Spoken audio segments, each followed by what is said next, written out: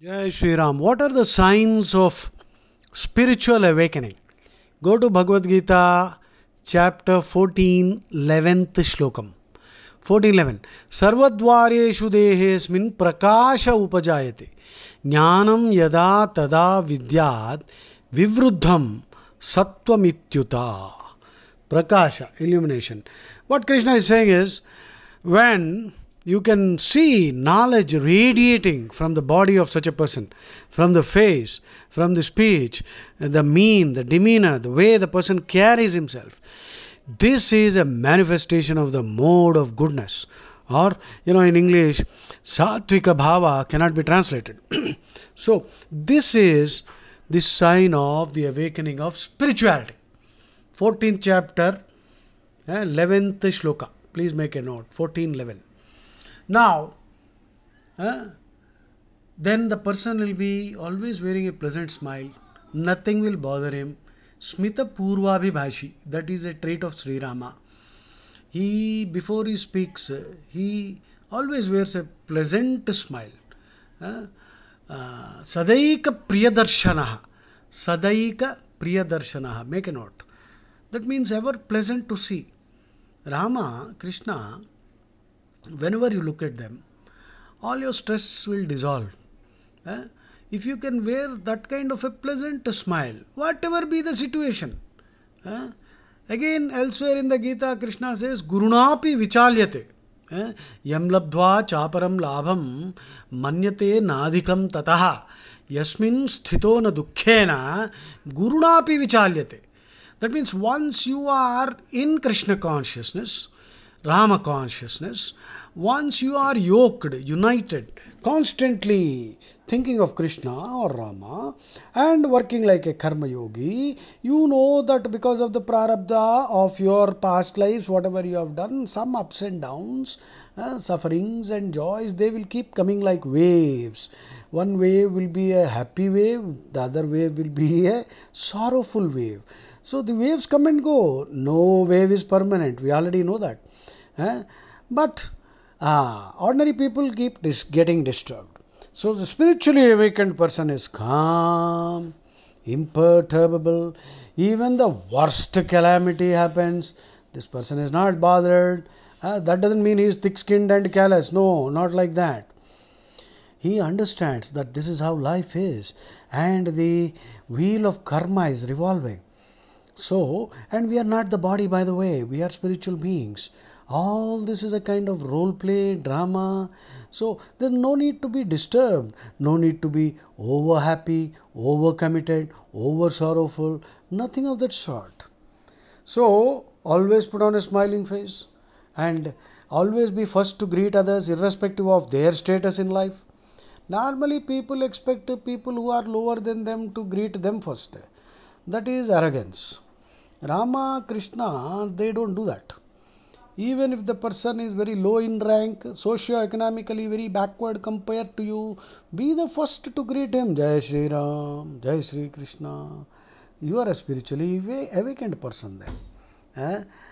Prasanna Vadanam, smiling face. Learn to smile, put on a smile. Smile at strangers. Smile, learn to smile, because smile training is also necessary. People can smile in a million different ways which are all offensive. There are many ways of smiling which are also pleasant. Please understand that this is a blind spot. Most people don't understand their own blind spots. You don't even know how you are coming across. The expression that you wear constantly, the temperament, your habitual mood, your facial expression, your body language, your gestures could all be conveying negativity, and unfortunately you are not even aware of that. So please be open to feedback from others. Do the Johari window. Make a note. Johari window. Johari window. This is an activity you will find on Google. This is a very useful exercise by which you can gain a lot of feedback from others. Interpersonal disclosure.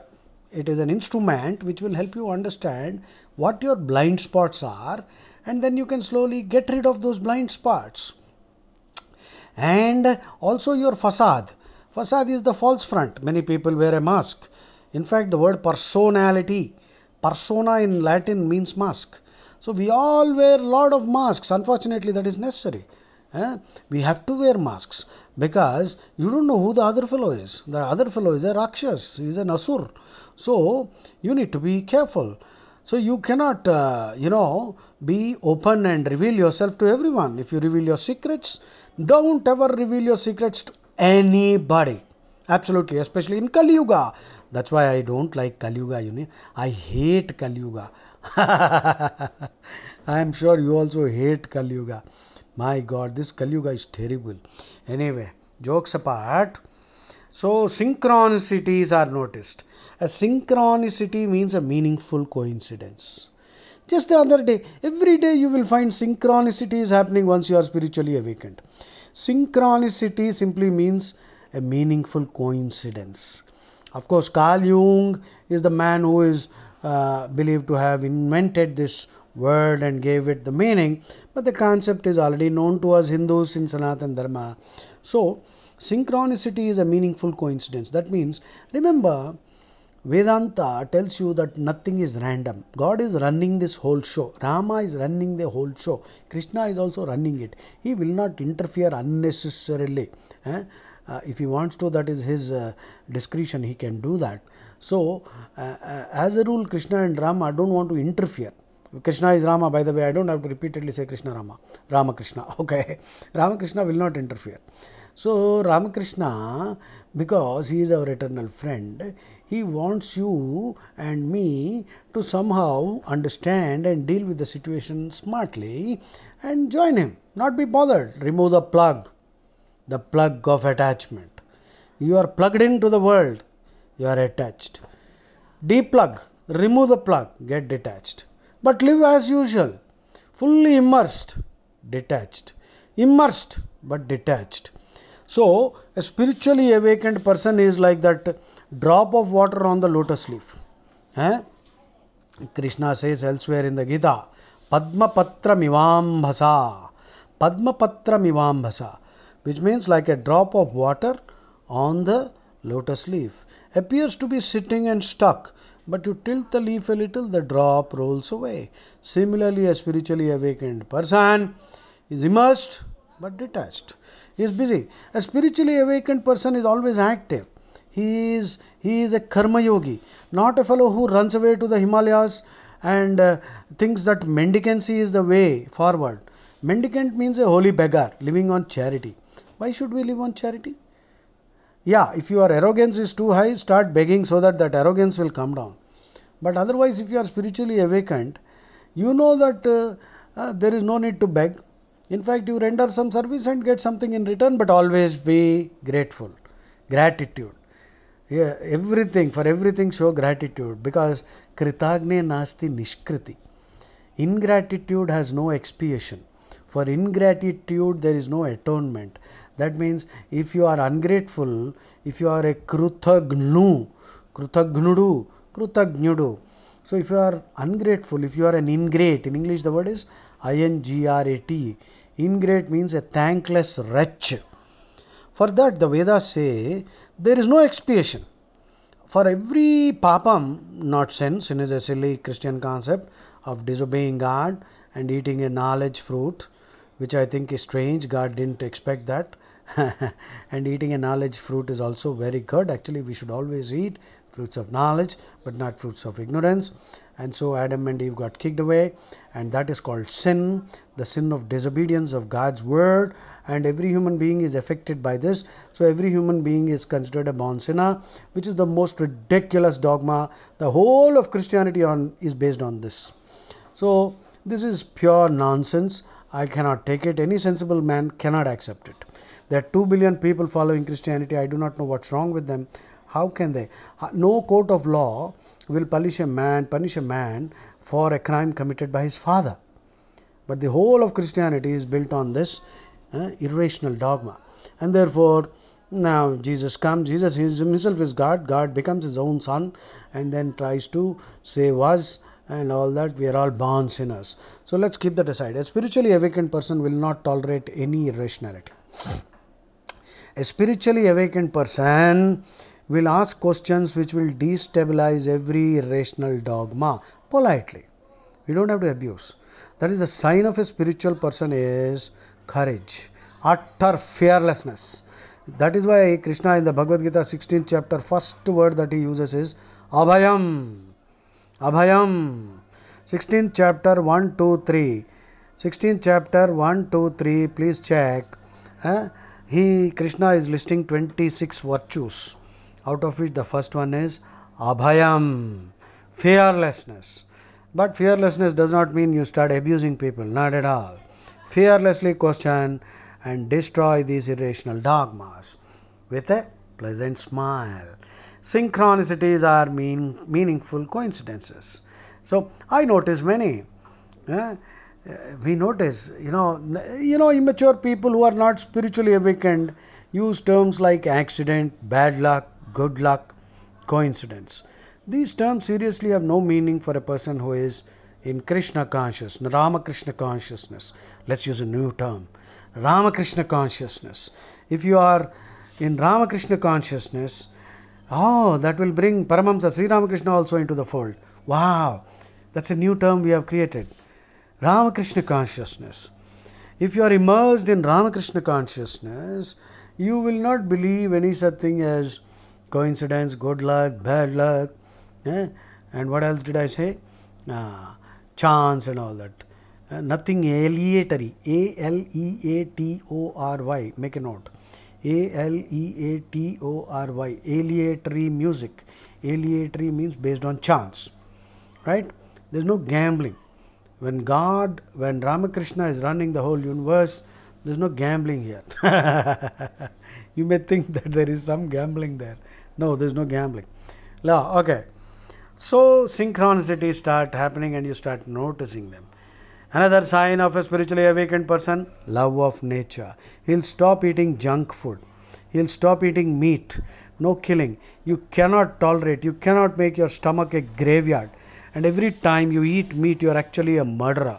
Manusmriti, Manu clearly says, the fellow who hunts, kills, slaughters, cuts, brings it from the market, buys it, sells it, brings it, cooks it, serves it and eats it. All of them are equally guilty of murder.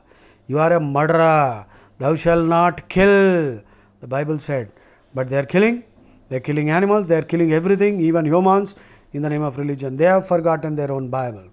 Thou shalt not kill is an absolute, categorical, unconditional statement. Thou shalt not kill is thou shalt not kill. That's it.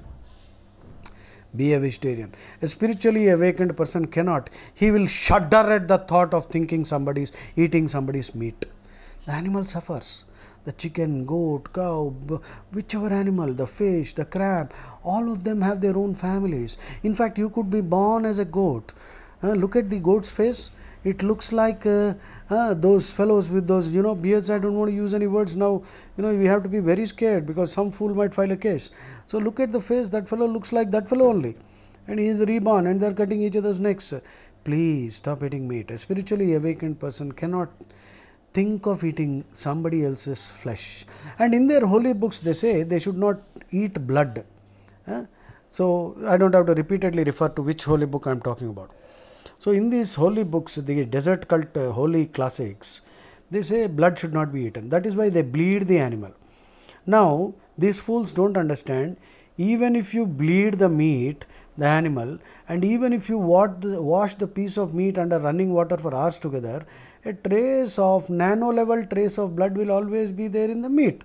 So you are violating your own commandment. You cannot have meat without a trace of blood at some nano level. At the visible level, it may not be there. These fools don't understand that. So anyway, let us leave it there. Spiritually awakened person cannot eat meat. He will be very close to nature. He will relish the taste of raw vegetables, raw fruits, or just mildly cooked. Not heavy masala, light masala. So, Vivikta Sevi Laghvashi. Vivikta Sevi. That means he likes solitude. A spiritually awakened person likes solitude, but he is always willing to serve others. He can be occasionally seen right in the middle of the crowd. So, he does not shun anything. He is not addicted to solitude. He is ever ready to serve. Solitude will charge him, because then in solitude he is immersed in how to do service, how to do lokasangraha. And a person immersed in Ramakrishna consciousness will always be thinking about new ways of uplifting, edifying mankind. EDIFI. Edify means to morally improve, help people realize. See, no force. I am not telling you that God is going to threaten you or send you to hell if you don't stop eating meat. You will stop once you realize what a crime it is. So, love of nature. 1852 Vivikta Sevi Laghvashi Yadhavak Kaya Manasah Dhyana Yoga Paro Nityam Vairagyam Samupashritaha. Yadhavak Kaya Manasa. In thoughts, in words, and in deeds, a spiritually awakened person will never hurt anybody. Will not hurt anybody. He might get angry when it is necessary, because sometimes anger is necessary, otherwise the child will put its finger in the fire. So sometimes, adults are also children. We are all grown up, but there is a child inside us. So sometimes we have to show anger. That also the spiritual person will do. Sometimes the spiritual person's actions are paradoxical, but he is actually doing it for a higher good. And digage. Can you see that word digage? Digage means bindas, nonchalant, insouciant, poco curante. P-O-C-O, poco curante, C-U-R-A-N-T-E. These are English words. Poco curante, insouciant, nonchalant, N-O-N-C-H-A-L-A-N-T. Bindas, carefree, nothing will bother this person. So be degage and degaussed, completely degaussed. It's a term from physics. Degauss means to demagnetize. That means you're no longer attracted to anything. You're no longer running after anything. Whenever I go to a mall, I always tell myself, there are so many wonderful things that I don't need. There's so many things that we don't need. In fact, I love watching people. They're all trying to fill the emptiness inside their mind. They're filling the emptiness inside their lives by indulging in meaningless shopping. Meaningless shopping. I think the word for addiction for shopping is oniomania. Oniomania. Compulsive shopping. Impulsive shopping. Compulsive shoppers, every day they have to shop. It's a force of habit. Compulsive gamblers. I am now a compulsive pravachanakarta. I am a compulsive raconteur. If you give me the slightest opportunity, I will start delivering a sermon and stories. So I am a compulsive raconteur, storyteller. People are compulsive shoppers, compulsive gossipers, talkers, compulsive gamblers, compulsive drinking, compulsive smoking. Your compulsiveness should be in the right direction. If you are compulsively involved in Ramakrishna consciousness, you will be saved. So your neuroticism should be in the right direction. Neuroticism is not bad. A spiritually awakened person is a pure neurotic, sattvic neurotic. New term. Sattvic neurotic. The other fellows are tamasic neurotic, asuric neurotic, rakshasic neurotic, and rajasic neurotic. So, pathological neurotics, all those other types are pathological neuroticism. Sattvic neuroticism, right? Be a sattvic neurotic, Ramakrishna neurotic, Ramakrishna immersed neuroticism. That will be wonderful. So, degaussed, you are detached, you don't want anything. Well, if necessary, you will take it. But you will always use things for a higher purpose, but never use people. Treat people with dignity. In fact, address even children as aap, meeru, with respect. In English, this dumb language and dumb culture, they steal everything. They don't have a term of respect. There is only you. But we have nuvu, meeru, tum, Hindi mein, aap. English में आप कहाँ हैं? नहीं है. ये हरामी है. इनका लूटना ही पेशा है. ये कल्चर लूटने का कल्चर है.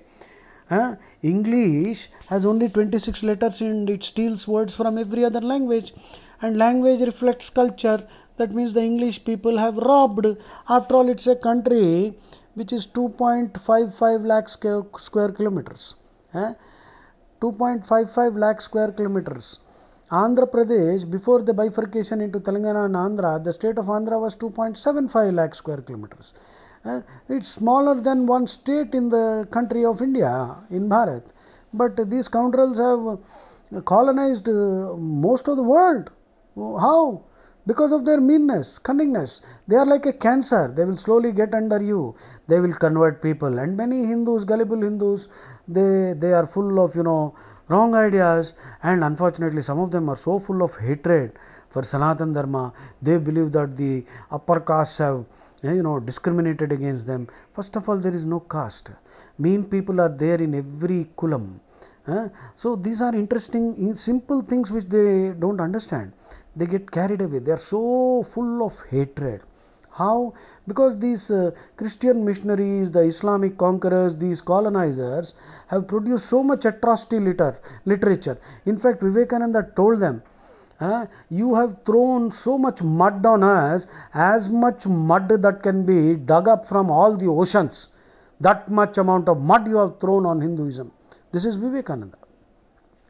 Unfortunately, many Hindus are still laboring under the delusion that Bhagavad Gita, Krishna is also supporting caste system. No. Buddha is also supporting. No. Buddha is supporting the Varna system. Now, those people who think these Ambedkarites think that they have taken Buddhism and Buddhism is anti-caste and all that. There is no caste to begin with. And Buddha supported Varna. They don't read their books, Tipitaka, Dhammapada. You can read. Buddha, Sutta Nipatta. These are all Buddhist canon. So Buddha also supported the Varna system because it's a natural classification based on temperament. Even in America, there are Brahmins who are the professors, teachers, advisors, whose job primarily is acquiring knowledge and disseminating knowledge. The Kshatriyas do the fighting part, administration, leadership, running governments, fighting soldiers. Vaishyas are businessmen. Shudras are the highly skilled people who do skilled work, but they have to be trained. They don't have the qualities of the other three. So they do most of the hard work. In fact, they are the foundation of the entire society. So all the other three have actually to ensure that the last class, which is the Shudra, are protected because they can't protect themselves. This is the simple Varna system. But many of these ignorant fellows, ignoramuses, don't understand. So now, spiritually awakened person treats everyone equally. Vidya vinaya sampanne, brahmane gavihastini, shunichaiva swapakecha pandita samadarshinaha. Bhagavad Gita, Krishna says, a fully spiritually awakened person treats everyone equally because he sees Ramakrishna in everyone. So degaussed, totally detached. And I can go on and on this topic. So if you are spiritually awakened, keep smiling. Always find some way to serve people. Don't get tired. Go to the gym. Keep some dumbbells by your side. And sleep less, because you will work so hard, you will need only 5 hours of sleep. You will wake up very early and then you will be busy working. I am doing some YouTube videos, nearly 2,400 now. Not many people are subscribing to my channel. I don't really bother about that, because someday my time will come and the whole world will listen to me. And even if it doesn't come, I don't care, because if I can touch so many lives and make some, there is always a ripple effect. Today I am going and teaching kids chess. I have created chess boards and Scrabble boards, big ones. Using a little creativity, I have created big ones. These are not available in the market. So this is what I want you to do. Be a karma yogi. But once you are in a battle situation, the other fellow is a viper, you have to kill the viper. You cannot allow a poisonous viper to enter your home and say, hey, it's a little fellow, we should love. No kissing the viper, please. Anyway, I think I'll stop here. We can go on and on. I think this much is sufficient. The signs of spiritual awakening. You can see the person, a spiritually awakened person has a halo, has an aura, which you can see. They're smiling. There is an ojas, there is a tejas, there is a radiance. Jai Shri Ram. Ramakrishna consciousness. Jai Jai Shri Ram. Jai Shri Krishna.